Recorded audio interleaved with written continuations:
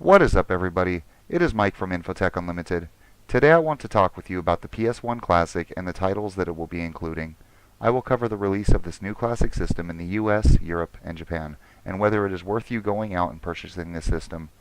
Before we get started, I would like to ask that if you enjoy this video, to please give me a like, and possibly subscribe for more videos on everything gaming, tech, and more.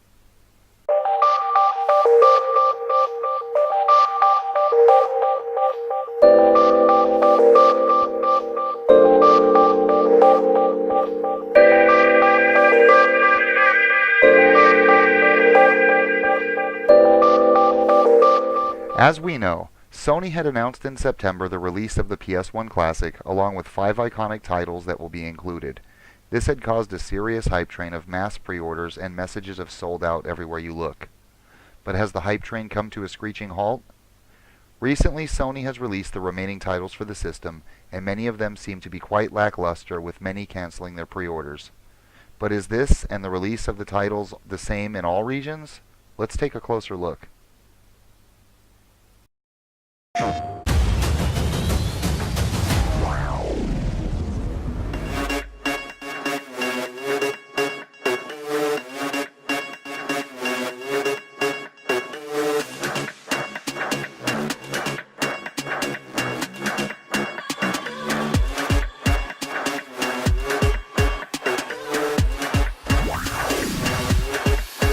Legend.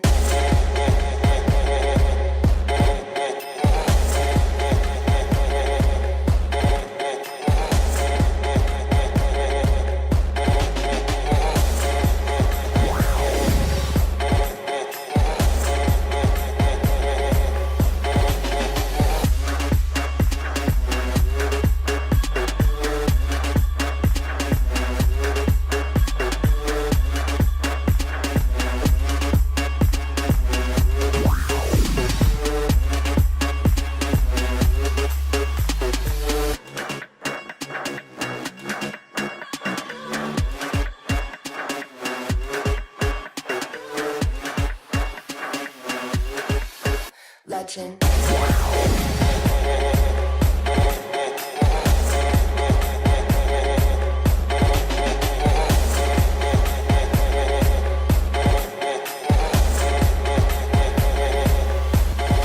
PlayStation. After watching the release videos, it is clear to see why everybody is so disappointed with the release. The US and European version of the PSOne Classic both contain the exact same 20 titles, but these versions differ from the Japanese version. How much different? Well, there's a grand total of 8 titles that have been changed according to the region.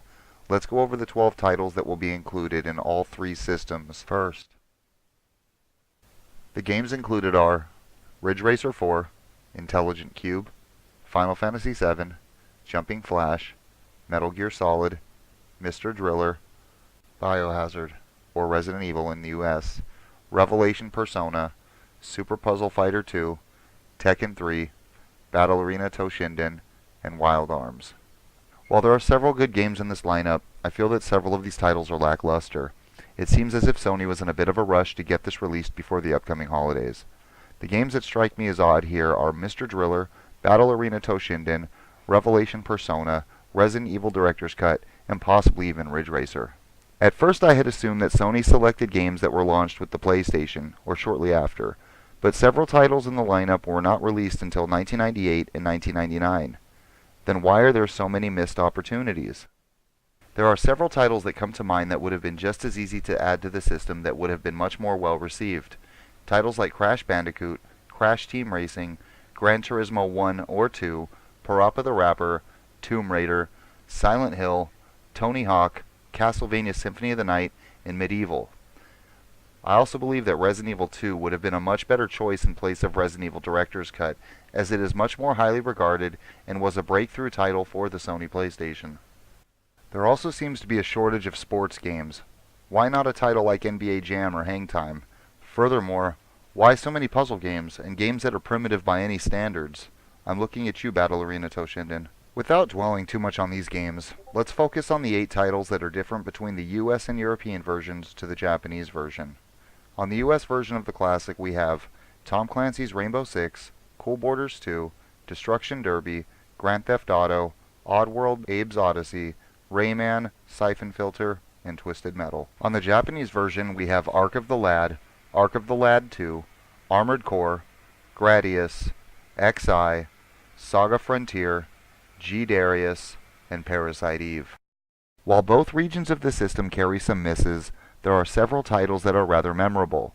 Unfortunately, whether you are a fan of Armored Core, Parasite Eve, Oddworld, or Grand Theft Auto, you are bound to having to purchase both systems to enjoy the small handful of titles on each system. Ultimately, Sony really should have put a bit more thought into the titles they have selected for release. Restricting Parasite Eve and Armored Core to the Japanese version of the console will directly affect their overall sales, as these titles are very popular in the US. The same can be said for Oddworld and GTA in Japan.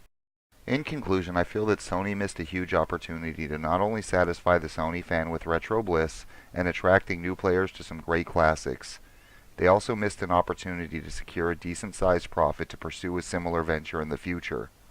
I am worried that Sony will attempt to blame the consumers for their lack of sales rather than their ineptitude to recognize what their customers actually want.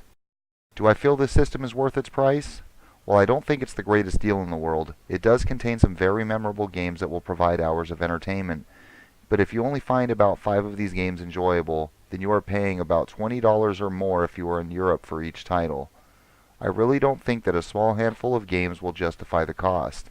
But if you find that most of these games are interesting to you, then I would say go for it, as the value increases with each individual title. At the end of the day, these are just my opinions. What games would you have liked to see included with the system? Please leave your comments below. I would love to carry on an open dialogue. And if you enjoyed this video, please like and subscribe. I'll catch you guys in the next one.